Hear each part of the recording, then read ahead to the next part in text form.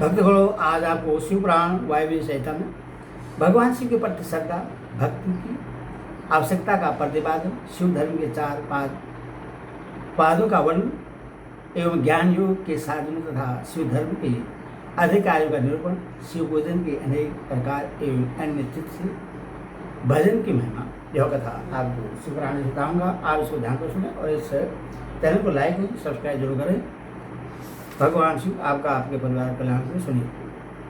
तदनंतर श्री कृष्ण के प्रश्न करने पर उपमन्यु मंदराचल पर घटित हुए शिव पार्वती संवाद को प्रस्तुत करते हुए बोले, श्री कृष्ण, एक समय देवी पार्वती ने भगवान शिव से पूछा, महादेव, जो आत्म तत्व आदि के साधन में नहीं लगे हैं तथा जिनका अंतकरण पवित्र एवं वशीभूत नहीं है, ऐसे मंदमती मृत्यु लोकवासी जीवात्माओं के बस में आप किस उपाय से हो सकते हैं?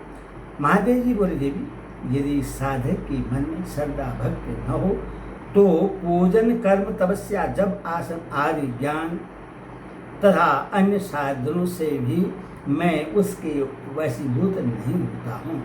यदि मनुष्यों की मुझ में श्रद्धा हो तो जिस किसी भी हेतु से मैं उसके वश में हो जाता हूँ, फिर तो मेरा दर्शन स्पर्श पूजन एवं मेरे साथ संभाषण भी कर सकता है। अथवा जो मुझे वश में करना चाहे उससे पहले मेरे प्रति श्रद्धा करनी चाहिए।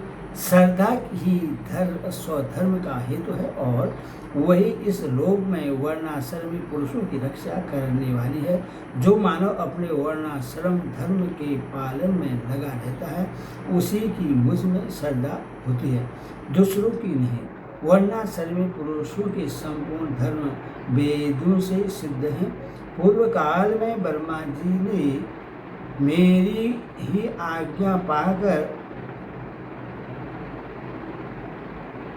आज्ञा लेकर उनका वर्णन किया है। ब्रह्मा जी का बताया हुआ वह धर्म अधिक धन के द्वारा साध्य तथा अनेक प्रकार के क्रियाकलाप से युक्त होता है।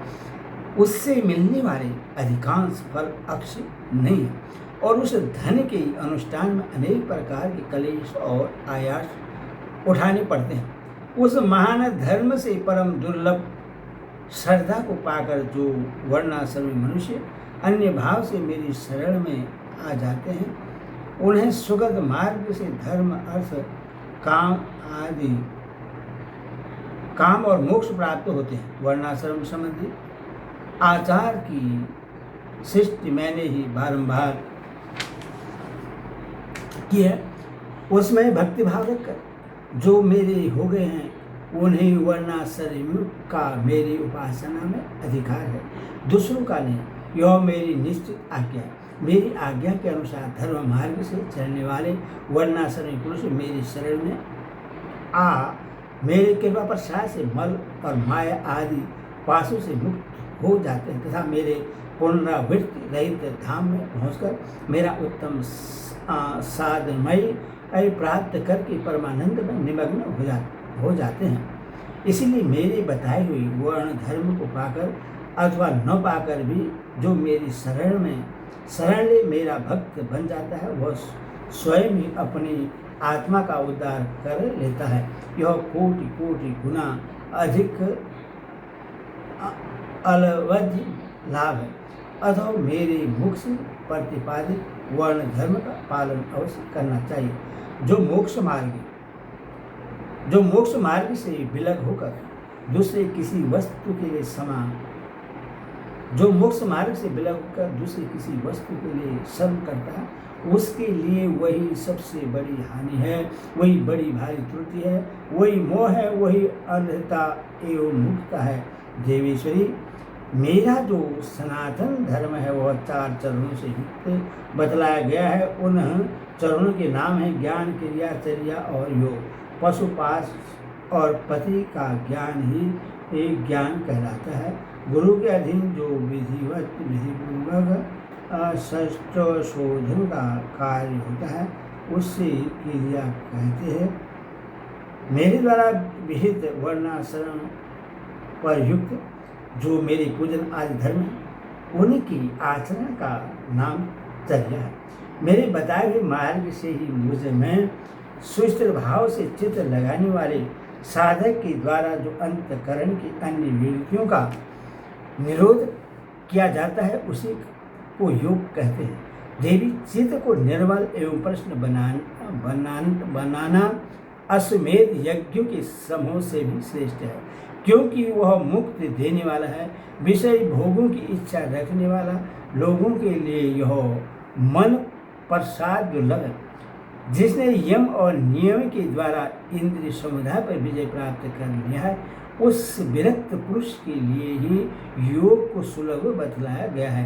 योग पूर्व पापों को हरण लेने वाला है।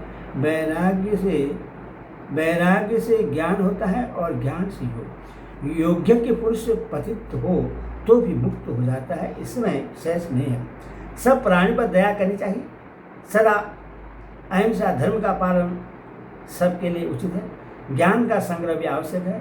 सत्य बोलना, चोरी से दूर रहना, ईश्वर और परलोक पर विश्वास करना, मुझ में श्रद्धा रखना, इंद्रियों को संयम में रखना, वेद शास्त्रों का पढ़ना पढ़ाना, यज्ञ करना कराना, मेरा चिंतन करना, ईश्वर की प्रति अनुराग रखना और सदा ज्ञानशील होना ब्राह्मण के लिए नितांत आवश्यक है। जो ब्राह्मण ज्ञान योग की सिद्धि के लिए सदा इस प्रकार उपयुक्त धर्म का पालन करता है, वह सिद्ध ही विज्ञान पाकर योग को भी सिद्ध कर लेता है। प्रिय ज्ञानी पुरुष ज्ञानाग्नि के द्वारा इस कर्ममय शरीर को क्षण भर में दग्ध करके मेरे प्रसाद से योग का ज्ञाता होकर कर्म बंधन से छुटकारा पा जाता है। पुण्य पाप में जो कर्म है उसे मोक्ष का प्रतिबंधक बतलाया गया है। इसीलिए योगी पुरुष योग के द्वारा पुण्य का परित्याग कर दे। फल की कामना से प्रेरित होकर कर्म करने से ही ये मनुष्य बंधन में पड़ता है। केवल कर्म करने मात्र से नहीं, अथवा कर्म के फल को त्याग देना चाहिए। पहले कर्ममय यज्ञ द्वारा बाहर मेरी पूजा करके फिर ज्ञान योग में तत्पर हो साधक योग का अभ्यास करे।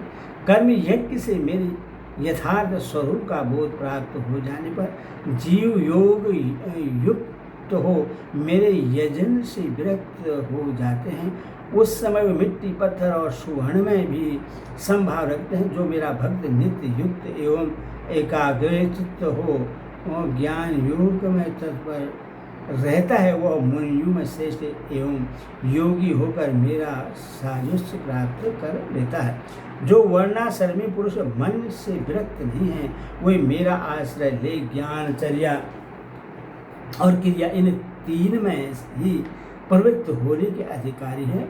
उन्हीं के अनुष्ठान की योग्यता रखते हैं। मेरा पूजन दो प्रकार का है, प्रहा और अभ्यंतर। इसी तरह मन वाणी और शरीर इन त्रिविध साधनों के भेद से मेरा भजन तीन प्रकार से माना गया है। तब कर्म जब ध्यान और ज्ञान ये मेरे भजन के 5 स्वरूप हैं। अथवा साधु पुरुष उससे 5 प्रकार का भी कहते हैं। मूर्ति आदि में जो मेरा पूजन आदि होता है इससे दूसरे लोग जान लेते हैं वह ब्रहा पूजन या भजन कहा गया है। तथा वही भजन पूजन जब मन के द्वारा होने से केवल अपने ही अनुभव का विषय होता है तब अभ्यंतर कहलाता है। मुझ में लगा हुआ चित्त ही मन कहलाता है। सामान्यतः मन मात्र को यहाँ मन नहीं कहा गया है। इसी तरह जो वाणी मेरे नाम के जप और कीर्तन में लगी हुई है वही वाणी कहलाने योग्य है, दूसरी नहीं। तथा जो मेरे शास्त्र में बताए हुए त्रिपुंड आदि चिन्हों से अंकित है तथा निरंतर मेरी सेवा पूजा में लगा हुआ है वही शरीर है, दूसरा नहीं। मेरी पूजा को ही कर्म जाना चाहिए। बाहर जो यज्ञ आदि किए जाते उन्हें कर्म नहीं कहा गया है।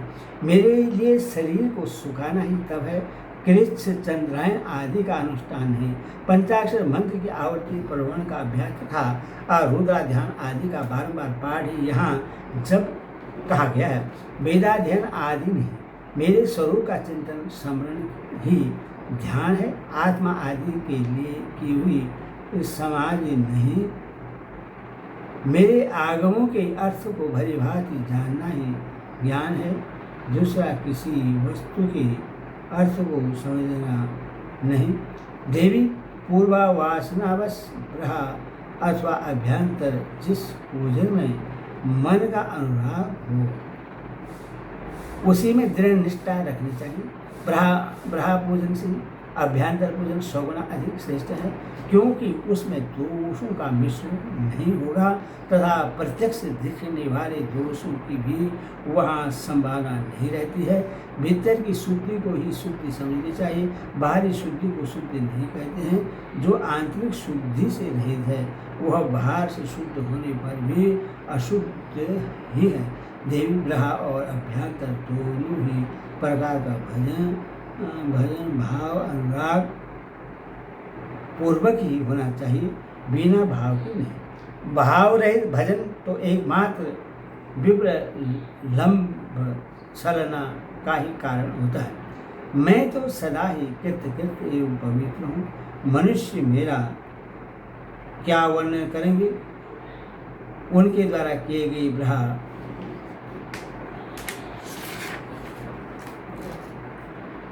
अथवा अभ्यंतर पूजन में उनका जो भाव प्रेम है उसी को मैं ग्रहण करता हूँ। देवी क्रिया का एकमात्र आत्मभाव ही है, वही मेरा सनातन धर्म है। मन वाणी और कर्म द्वारा कहीं भी किंचित मात्र फल की इच्छा न रखकर ही क्रिया करनी चाहिए।